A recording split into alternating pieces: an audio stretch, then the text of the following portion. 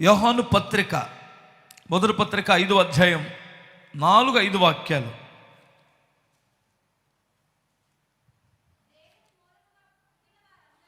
దేవుని మూలముగా పుట్టిన వారందరూ లోకమును జయించుదురు. లోకమును జయించిన విజయము మన విశ్వాసమే. యేసు దేవుని కుమారుడని నమ్మువాడు తప్ప లోకమును జయించువాడు మరి ఎవడో? చప్పట్లు కొట్టాలి. హల్లెలూయా.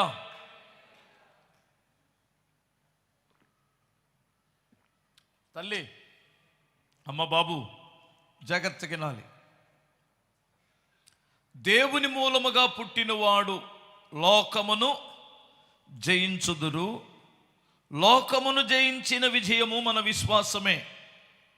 ఎవడో లోకాన్ని జయించేటువంటి వాడో, ఎవడో దేవుని కుమారుడని, యేసు దేవుని కుమారుడని నమ్మువాడు తప్ప లోకమును జయించువాడు మరి ఎవడు అన్నాడు.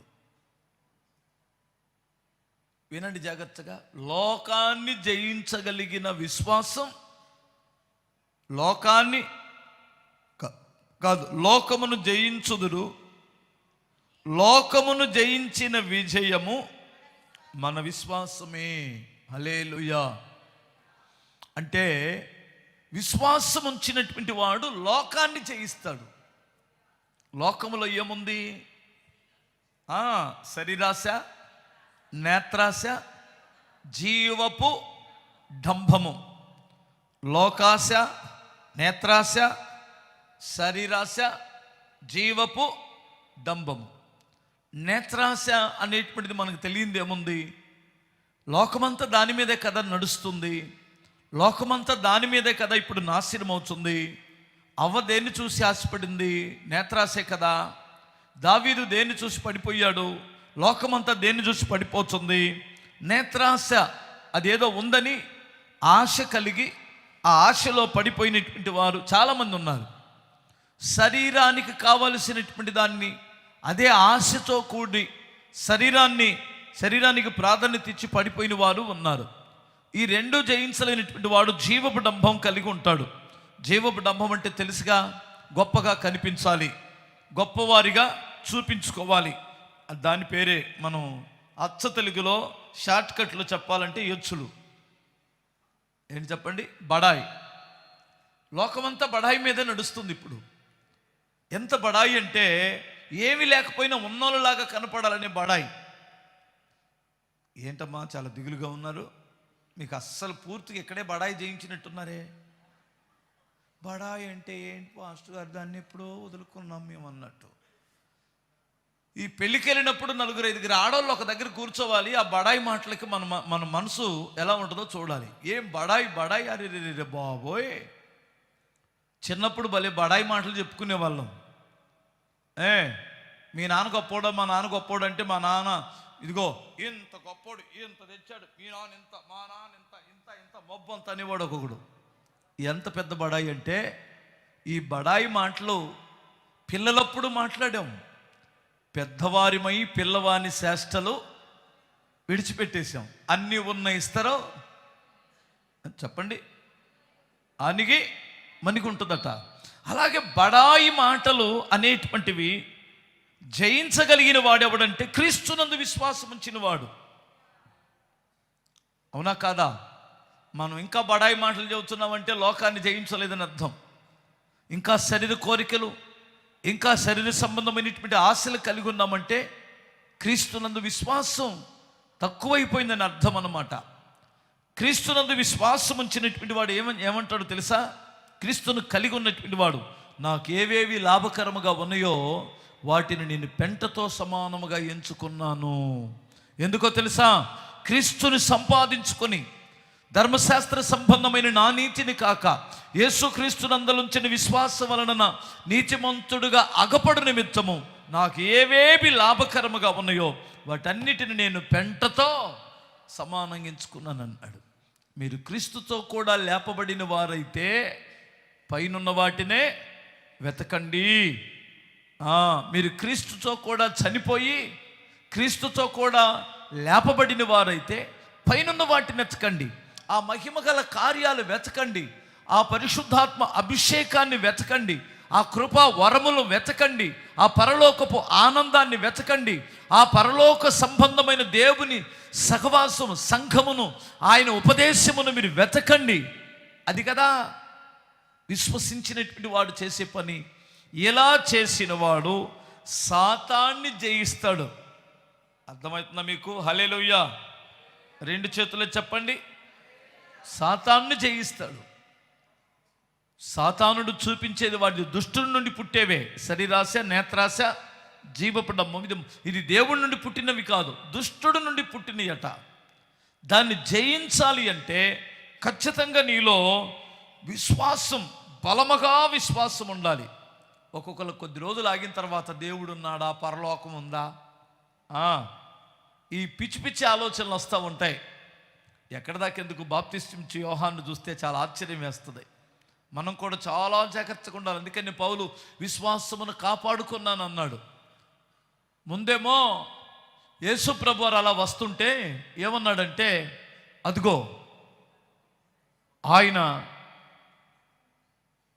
లోకపాపములు మోసుకొని పోవు దేవుని గొర్రెపిల్ల, ఆయనే దేవుని కుమారుడు, ఆయన చెప్పులు వారైన ఇప్పుటకు నేను యోగ్యుడును కాను, ఆయనను మీరు వెంబడించండి అన్నాడు కదా. బాప్తిస్మం ఇవ్వమంటే, అయ్యా నిన్ను ఏ పాటి వాడిని, నేను నీ చెప్పులు వారైన విప్పడానికి నరకుడును కాదన్నాడా? కొద్ది రోజులు అయిన తర్వాత ఏమన్నాడు తెలుసా?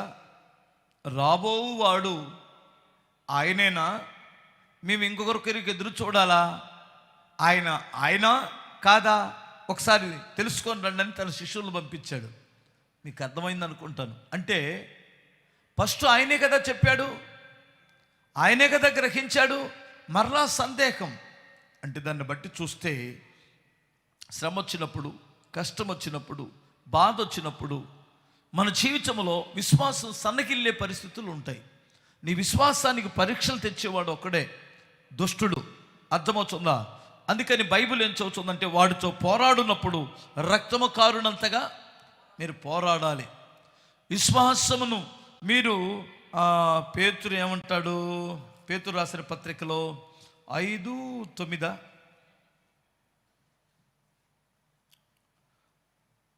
నిబ్బరమైన బుద్ధి గలవారే మెలకువగా ఉండుడి, మీ విరోధైన అపవాది గర్జించు సింహం వల్ల ఎవరిని మృంగుదునా అని వెతుకుచున్నాడు. లోకమందున్న మీ సహోదరులు ఈ విధమైన శ్రమలే నెరవేరుచున్నవని ఎరిగి విశ్వాసమందు స్థిరులై వానిని ఎదిరించండి అంటాడు. స్తోత్రం చెప్పండి ఒకసారి. విశ్వాసములో స్థిరత్వము లేనప్పుడు దుష్టుడు మనల్ని భలే మోసగిస్తాడు. విశ్వాసమందు స్థిరులై వానిని మీరు ఎదిరించండి అంటాడు. ప్రియులారా, మీరు గమనించాలి, లోకాన్ని జయించిన బలము, విజయము మనలో ఉన్న విశ్వాసమే. మనలో చాలామందికి మనం చూసినప్పుడు ఆశ్చర్యం ఏమిటంటే, మీరు సినిమాలు జయించారా? అది ఎలా సాధ్యం? మీరు లోక సంబంధమైనటువంటి అన్నీ జయించారా? ఇది ఎలాగో సాధ్యం? బోల్డ్ అని ఉన్నాయి లోకంలో మనం అనుభవించవలసినవి. ఇవన్నీ జయించారేంటి? సామాన్యమైనటువంటి వారికి ఎలా మీరు బ్రతకగలుగుతున్నారు? ఇది ఎలా సాధ్యం అంటే విశ్వాసం వలన సాధ్యమైందని చెప్పండి. హల్లెలూయా చెప్పగలరా? బూతులు జయించారా? అబద్ధాలు జయించారా? జయించాం. ఎలా సాధ్యం? మాలో ఉన్న విశ్వాసము వలన మేము జయించగలిగాం. హల్లెలూయా. మనోళ్ళకి కొంతమందికి భలే బూతులు వస్తాయి. ప్రభుని నమ్ముకున్న వాళ్ళకే, ఎందుకమ్మా అలా బూతులు మాట్లాడతావు అంటే, కోపం వచ్చి తట్టుకోలేక బూతులు మాట్లాడానంట. నాకు 100 సార్లు కోపం వచ్చి, మరి నేను ఎప్పుడు బూతులు తిట్టలేదుగా, తిట్టానా? నాకు మాత్రం రాదా? ఎరా కోపం వచ్చినప్పుడు ఏమైనా బూతులు తిట్టానా? మీరు తిట్టుకుంటారా? మీరు తిట్టుకుంటారా? హల్లెలూయా చెప్పండి ఒకసారి. కోపం వచ్చింది కదా. కోపం వస్తే లోపల ఉన్నోడు పోతే మరి ఇక బూతులు ఎలా వస్తాయి? మీకు ఒక విషయం తెలిసిన, నేను బూతుల్లో పండిపోయినోడిని ఒకప్పుడు. చిన్నప్పటి నుంచి ఆ బూతులే ఇని పెరిగాను. చుట్టుపక్కల వారు బూతులు మాట్లాడతారు, యాడ్లో బూతులు మాట్లాడతారు, ఎక్కడ పట్టిన బూతులే, మా నోటికి మంచి మాటలు రావు.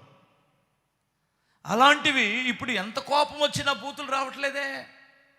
ఏమైందంటారు? తిరిగి జన్మించాను. స్తోత్రం చెప్పగలను. శివయ్య అనేటువంటి వాడు చచ్చాడు. మరలా నేను ఎప్పుడైతే తిరిగి జన్మించానో ఆ దుష్టత్వం నుండి నేను బయటపడ్డాను. అదే కదా లోకానికి ఆశ్చర్యం. నువ్వు ఇంకా అప్పుడప్పుడు వాడు బయటకు వస్తున్నాడు అంటే దాని అర్థం ఏంటి? నువ్వు లోకాన్ని ఇంకా జయించలేదు. లోకాన్ని జయించలేదంటే విశ్వాసములో బలహీనంగా ఉన్నావు. విశ్వాసములో బలహీనంగా ఉన్న నీవు, ఓ దేవుడా నాకు అలాంటి కార్యాలు చేయండి, ఇలాంటి కార్యాలు చేయండి, అద్భుతాలు చేయండి అంటే ఎలా జరిగిద్ది? విశ్వాసం ఉందేమో ఇంత, కార్యాలేమో కొండంత కావాలంటే అది ఎలా జరిగిద్ది ఒకసారి మీరు ఆలోచించండి. నీ విశ్వాస పరిమాణమును బట్టి దేవుడు గొప్ప కార్యాలు చేస్తాడు. యేసు ప్రభువారు ఒక రోజున సముద్రం మీద నడిచి వస్తున్నప్పుడు పేతురు అడిగాడు, ప్రభువా నీవే అయితే నేను కూడా నడవచ్చా అన్నాడు. ఆయన అంత దూరంలో ఉండి నడిచిరా అన్నాడు. ఎందుకు వచ్చిన కాళ్ళే మళ్ళీ లేనిపోయింది కాలు పెట్టానంటే అడుక్కెళ్ళిపోతాను అనుకున్నాడా? చికింపు కావాలి కదా. చావో బతుకో నా దేవుడు బ్రతికిస్తాడు, నా దేవుడు నడిపించగలడు, నా దేవుడు అద్దరికి చేర్చగలడు. మిగతా తెలివైన విశ్వాసులు అందరూ నామలోనే కూర్చున్నారు, ముదురులందరూ నామలోనే కూర్చున్నారు. పిచ్చిగా నమ్మిన విశ్వాసి సముద్రములో అంతే దిగిపోయాడు. ముంచేసిందంటారా? హల్లెలూయా చెప్పగలరా? దర్జాగా నడుస్తున్నాడు సముద్రం మీద. పూర్తిగా కొట్టకండి, మీరు సగం కొట్టినట్టే అక్కడ కూడా జరిగింది. ఆగు మీరు మీరు మీరు సగం ఎట్లా కొట్టారో అనుమానంతో అక్కడ కూడా అంతే జరిగింది. కొంత దూరం నడిచిన తర్వాత, కొంత దూరం వెళ్ళిన తర్వాత గాలిని చూసి, ఇటు అటు గాలి వైపు చూసి, అటు ఇటు చూసి మునగా సాగింది. ముందు స్ట్రైట్గా చూసినంతకాలం మునగల, ఇప్పుడు అటు ఇటు చూడడం మొదలెట్టాడు. అంటే గాలి వైపు చూడడం మొదలుపెట్టాడు. వాయుమండల సంబంధి వాడే కదా, ఎవడాడు? సాతానుడు. వాడి అలజడులు చూసినప్పుడు, వాని క్రియలు చూసినప్పుడు, వాడు రేపుతున్న శోధన చూసినప్పుడు మునగడం సాగాడట. అదృష్టం ఏమిటంటే దేవుని ఎదుట మునిగాడు. అది గొప్ప విషయం. హల్లెలూయా. దేవుని ఎదుటే ఉండి మునిగిపోయాడు. ప్రభువా నన్ను రక్షించమంటే ప్రభు చేతునెత్తి చేయబట్టుకొని పైకి లేవనెత్తాడట. లేవనెత్తి మెచ్చుకోలా. అల్ప విశ్వాసి, ఎందుకు సందేహపడుతున్నావు? నేనున్నాను కదా, నువ్వెందుకు సందేహపడతావు? నీ సమస్యల నుండి నిన్ను పైకి లేపలేనా? నీ అప్పుల నుంచి నిన్ను పైకి తీయలేనా? నీ అనారోగ్యం నుంచి నిన్ను స్వస్థతపరచలేనా? ఎందుకు సందేహపడుతున్నావు? స్టార్టింగ్లో సందేహాలు లేవే. ఆ మొట్టమొదట్లో నీకున్న విశ్వాసం ఎంత గొప్పది.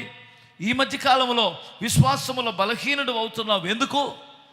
నువ్వు మొదటున్న విశ్వాసం ఏంటి, మొదటున్న ఆసక్తి ఏమిటి, మొదటున్న ప్రేమ ఏమిటి, మొదట నీకున్న భక్తి విషయం ఏమిటి, ఇప్పుడు ఎలా ఉంది? నువ్వు ఎప్పుడైతే సందేహపడతావో దుష్టుడు నిన్ను ముంచ చూస్తున్నాడు, మునిగిపోతావు. అల్ప విశ్వాసి, ఎందుకు భయపడ్డావన్నాడు. ప్రియులారా, మీరు గమనించాలి.